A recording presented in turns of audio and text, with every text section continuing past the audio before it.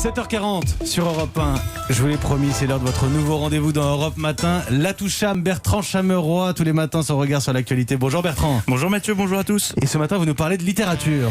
Oui, j'ai découvert une nouvelle tendance littéraire. On n'arrête pas le progrès, vous allez voir. Une influenceuse a fait la promo sur ses réseaux des fake books. Ce sont des reproductions de livres originaux, mais en plastique et sans aucun contenu à l'intérieur. Qui vous permettent vraiment de décorer votre intérieur. Vous pouvez également vous en servir pour mettre dans un dressing, une bibliothèque. Enfin, franchement, je trouve ça hyper original. À savoir que les livres officiels comme ça, avec les pages, etc., ça coûte assez cher. Alors que sans les pages, c'est beaucoup moins cher. Hein. Bon, 12 € pour un bout de plastoc tout de même, mais c'est décoratif.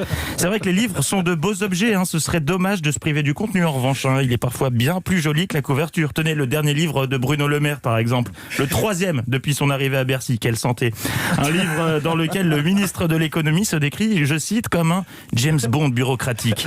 Je vous en lis un véritable extrait. C'est beau comme du Barbara Cartland. Le maire relate l'une de ses entrevues avec Emmanuel Macron. Il se tut, me fixa de son regard bleu sur lequel glissaient des éclats métalliques, comme un lac accablé de soleil dont il aurait été impossible, sous le scintillement des reflets, de percer la surface. Oh, je me sens tout chose.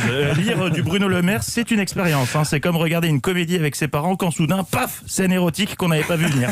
Ah, j'en menais pas large dans le métro. Hein. Les gens me regardaient bizarrement, comme s'ils savaient que je lisais un roman harlequin. Alors je sais ce que vous vous demandez, Mathieu. Où Bruno Le Maire trouve-t-il le temps d'écrire des livres ?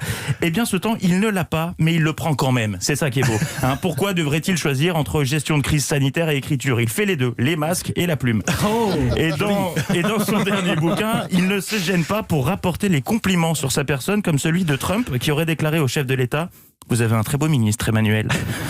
Vivement le prochain ouvrage de Bruno Le Maire. Au rythme où il l'écrit, il devrait sortir dans 2 mois.